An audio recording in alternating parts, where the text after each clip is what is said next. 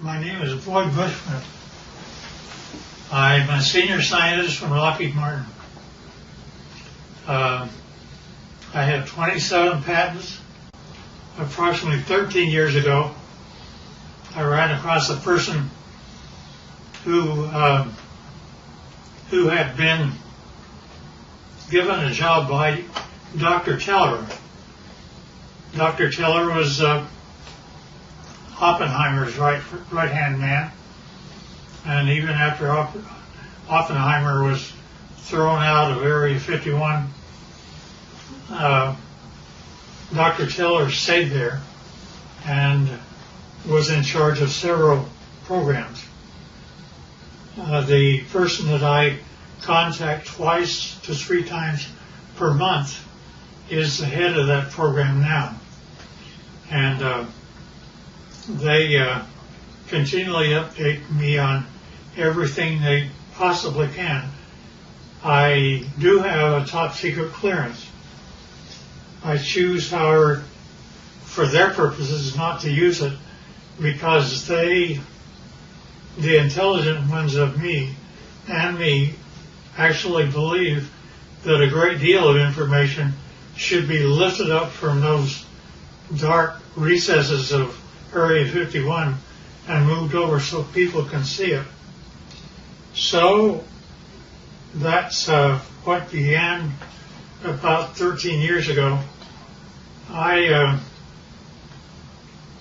Since I am a scientist, I do not believe in theory. I basically say, follow the data, theory be damned. If something can't verify by a physical test that something is true, then I do not care to accept it in that I present.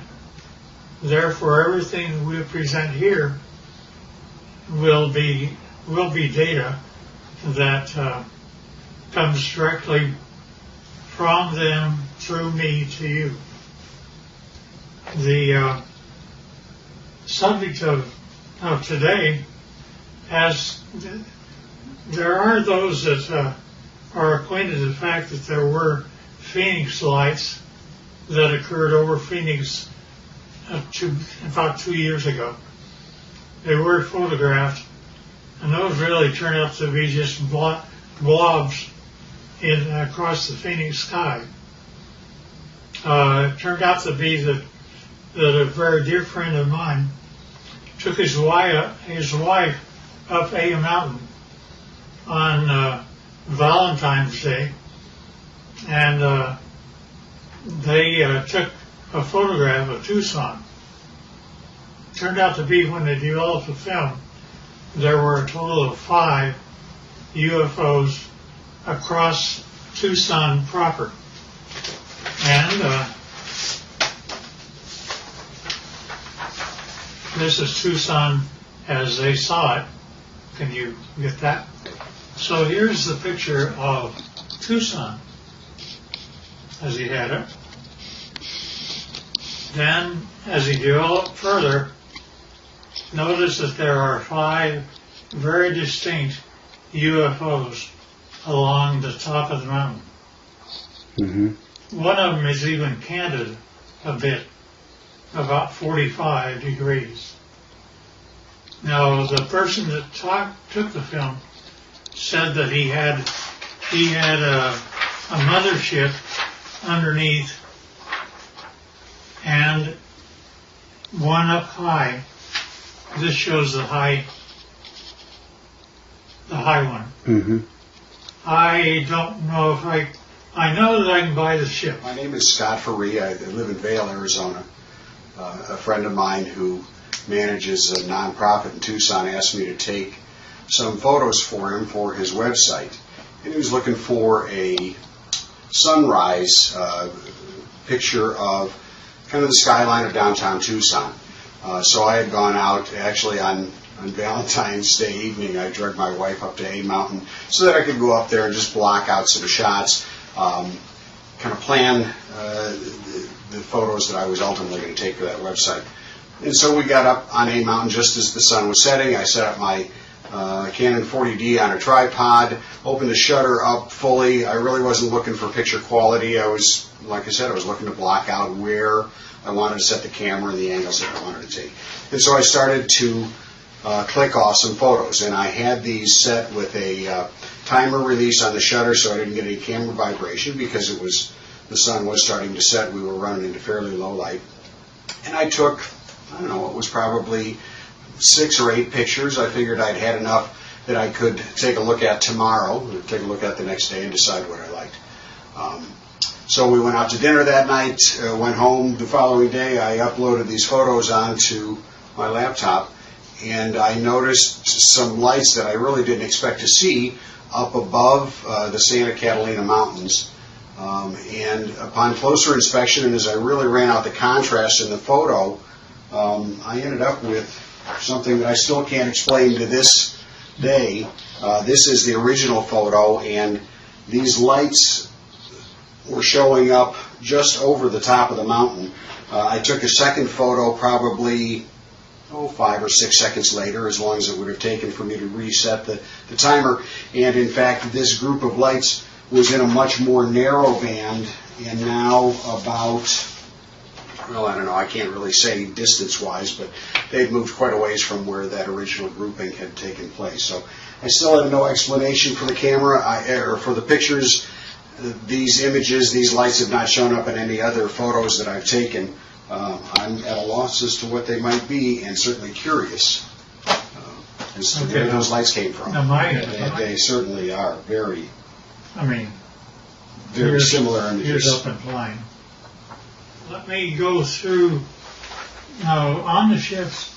In order for me to believe it, I had to get blow-ups, and so here are 2 of them, which is blown up much higher.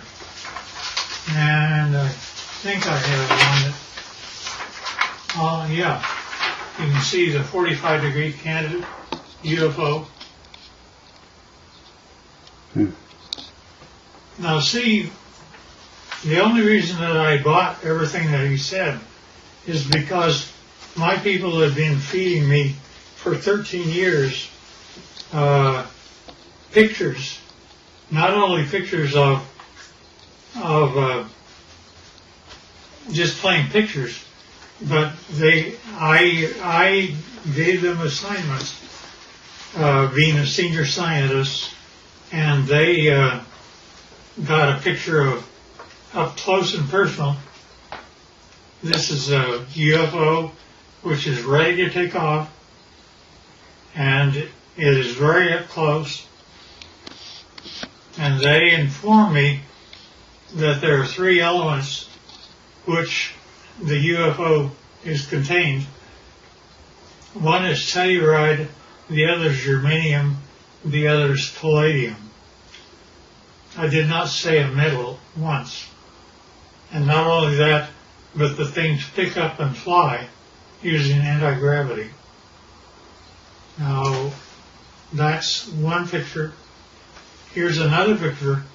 In this case, the UFO is not turned on, ready to fly. Therefore, it only shows on the upper part of it.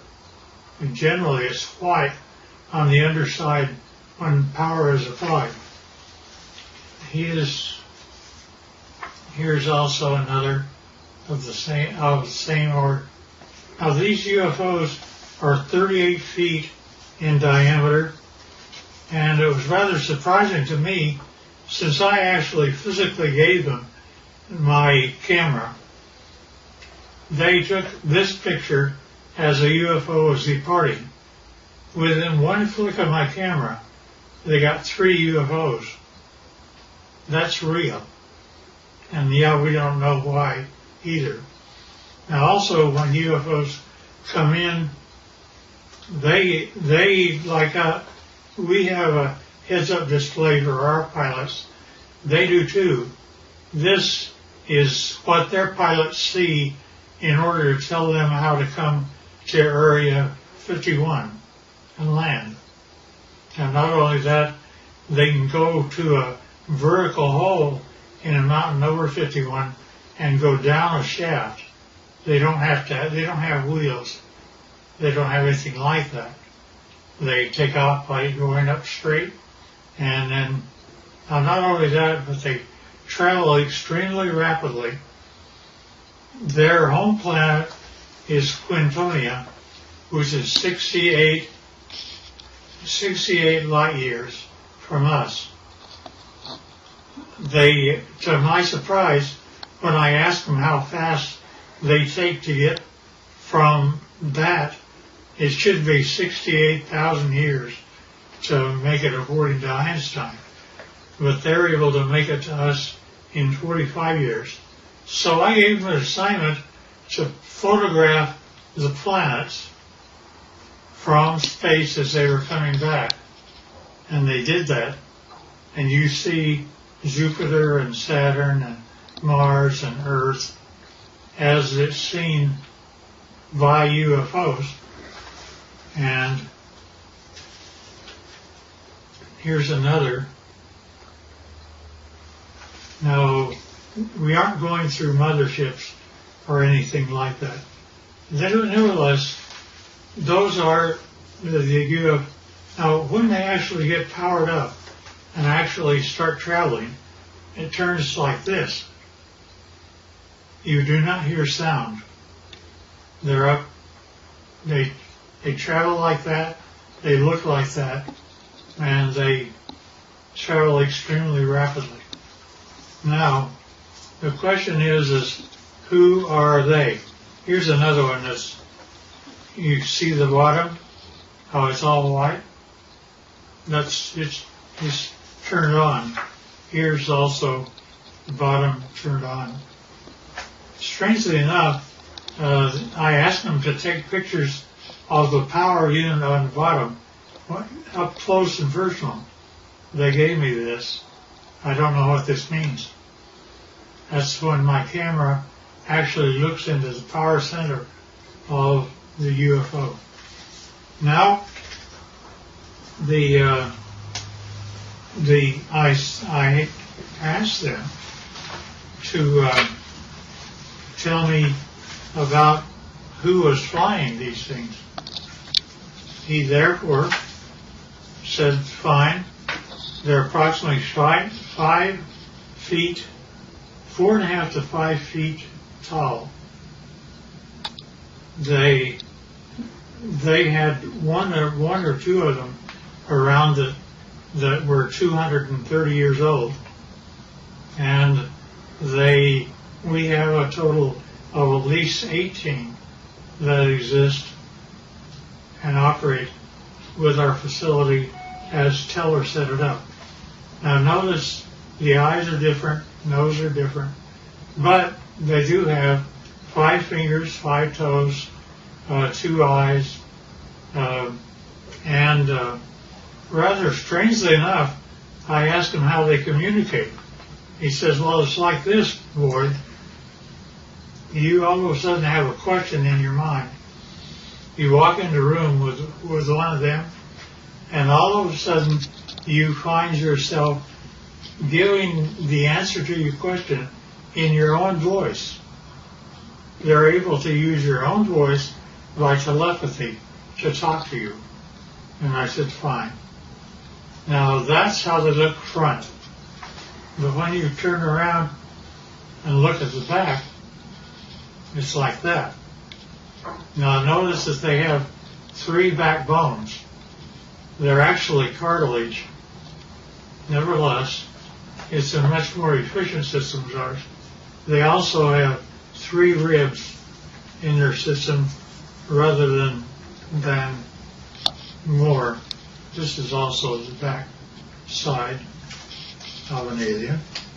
Here's a 45-degree look.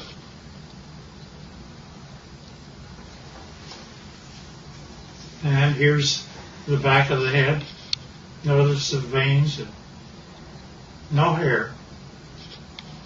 And now when we talk about aliens, I pushed the issue, and he said, well, there's kind of 2 groups of aliens. he divided them, they divide them into two groups.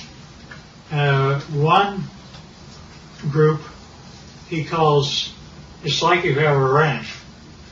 And you have a ranch and you find that one group are your wranglers that know how to wrangle your cattle. There others are rustlers, ones that steal your cattle. And indeed, that the two groups do act differently. To the ones that are wranglers are much more friendly and have a better relationship with us. Here's the other side of the alien too. Now also notice that their feet, where they have 5 toes, the toes are joined together like a frog, and yet they are dissimilar. Now there was a surprising occurrence, and that is my friend had one of them that was a friend, and he died here. And 10 days after his death, I was out visiting my buddy who's in this picture. And if you look very close, you can see that his friend is in spirit form right over his left shoulder. You can also see that the fingers are long, that there is something. We have an expression that basically say when a person dies, they stay around their body for 3 days and then go off, and they basically have the same thing that happens to them. Now, with respect to the alien craft, we have American citizens which are suited up like this, and they are working on UFOs 24 hours a day, and we're trying to learn what to do. These are two guys, two American citizens, and they're trying to protect themselves against germs and things like that. And here's another view of them. And here's another one. There's an upper part of a UFO and a lower part of a UFO. This is the upper part, and it's just one of them up there. They have, generally we give them suspenders so that if they start floating, they don't have gravity on the inside. Somebody can grab them and pull them over to the side. And this is the home planet that they come from, which they call Quintonia. Now notice that the hand, that's an alien hand. Notice that that the fingers are longer than ours by quite a bit, about 30% longer, and that's just the way they're put together. Now, at any rate,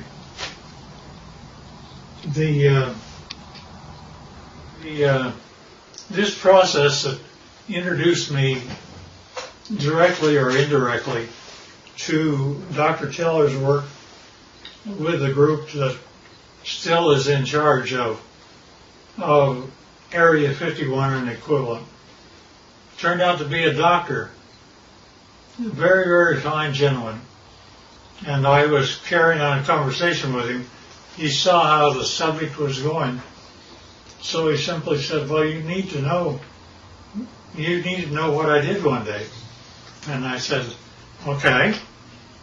He said, I was in the process of doctoring a pilot who was a test pilot, a Navy test pilot for the United States government. And it was 1947. said he began, I don't know if it's a drug I had him on or what was occurring, but he basically told me that the radar group, had found a blip out over New Mexico, and that they would like to assign me to go out and check it out. So he said, fine, I'll do that. And he got the fastest airplane that existed then, which was propeller at the time. And it was fully armed and all the rest of those things. Nevertheless, he was out flying, and he found the item, and he immediately communicated back, and he said, I wish authority, first of all, I want you to tell me, are there any other airplanes flying? Are there commercial or anything else around other than he and I? Said, just the two of you. And he said, fine. Second thing I want to know is, do I have authority to shoot it down? I said, why do you want authority to shoot it down?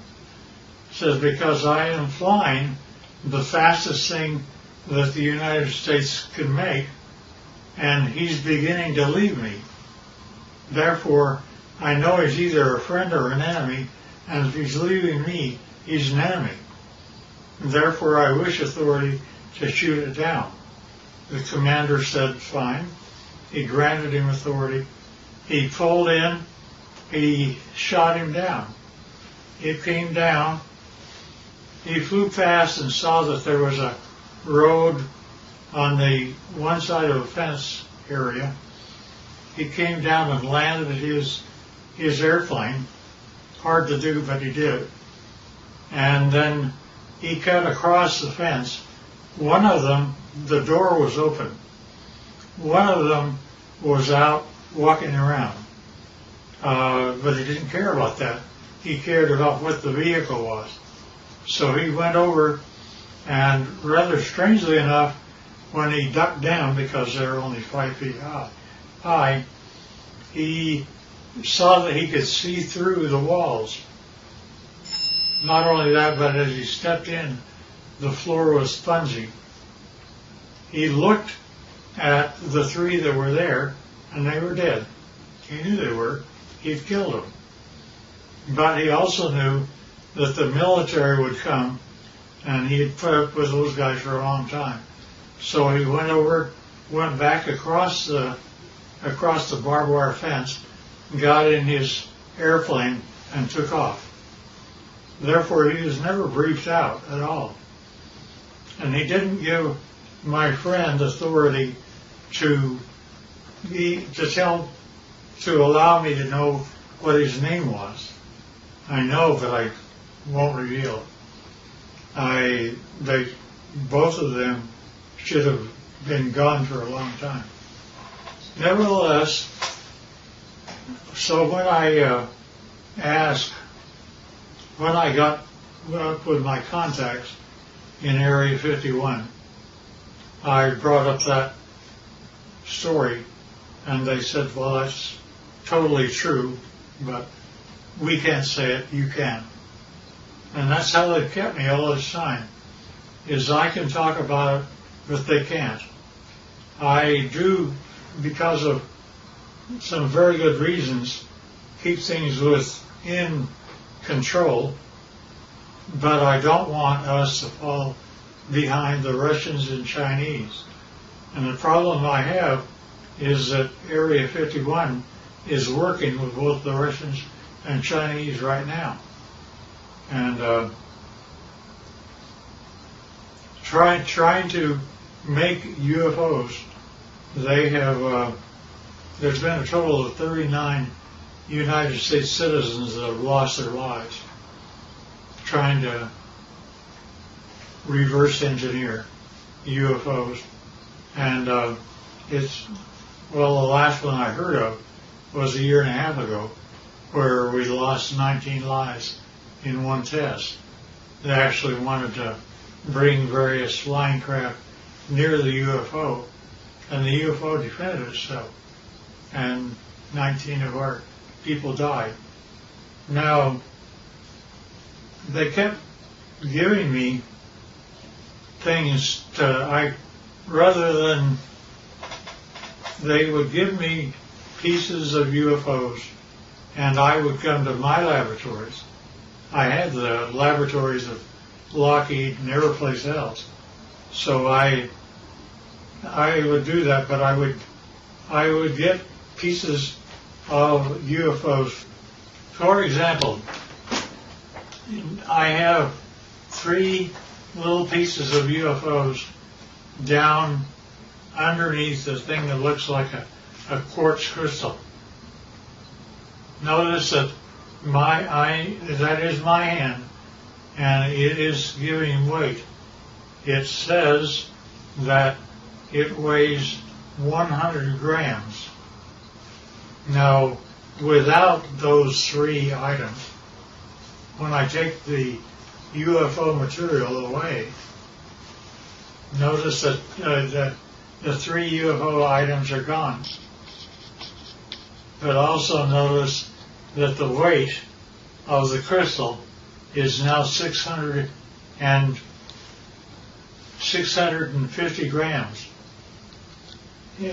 The implication here is that if I were to take the pieces of UFO and put them underneath an average man's scale, he would weigh 45 pounds. Basically, they're working in anti-gravity, and therefore our effort is anti-gravity. Now, not only that, but we take these same pieces of items, and I go to a standard voltmeter, and notice that in my voltmeter I am getting a total voltage of 249 volts out of one piece of UFO. Not only that, but the team took a piece of UFO and connected it up like this and was able to have a complete laboratory operate for 6 months with heavy equipment. And it goes all the way up to 12 amperes. And since you didn't really get this before, here's the foot with the toes joined together. And this is a better view of the same. Now notice also, this is the body of an alien, and where we have 6 ribs that are connected together, they have 3. And the total height is less than 5 feet. And they still look like this, not like you and I.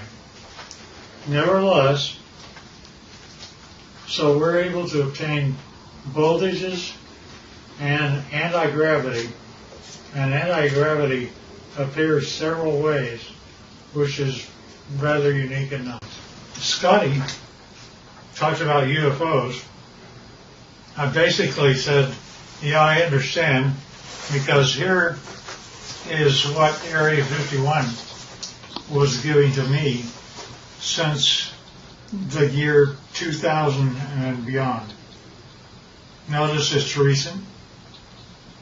And we have one triangle, then we have 1, 2, 3, 4, 5, and we have one that's 150 feet across, if not larger. And each one of these are separate documentation of UFOs that were photographed and taken across the world from 2000 the year 2004. Now, when you actually get what that all means, is a UFO, when it's white and on the underneath side, is ready to fly like that. And it's anti-gravity, that's the reason you don't hear anything. But when it's just parked means just floating in air. It could be above your house, like this, and this. This turns out to be the heads-up display that the aliens see of how to go to Area 51 and store their craft. Nevertheless, this is what the craft look like. That's how they change power.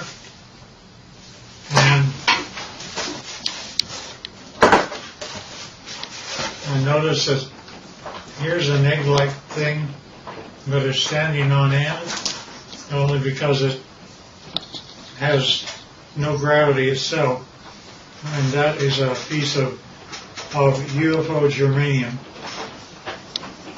And this little dot is a piece of neodymium magnet, which is above the germanium, and it's floating all by itself. And that, again, is a UFO.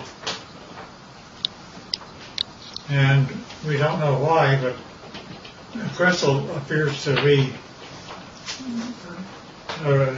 colored rose, and we can't figure out why yet. Now, there's a whole batch of analysis that we're having to do. Alien, side view, front view, top view, line.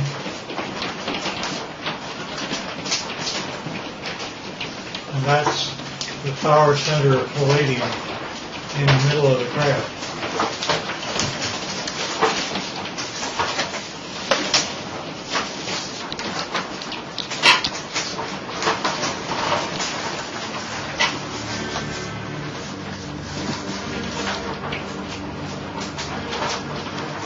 In case I missed anything.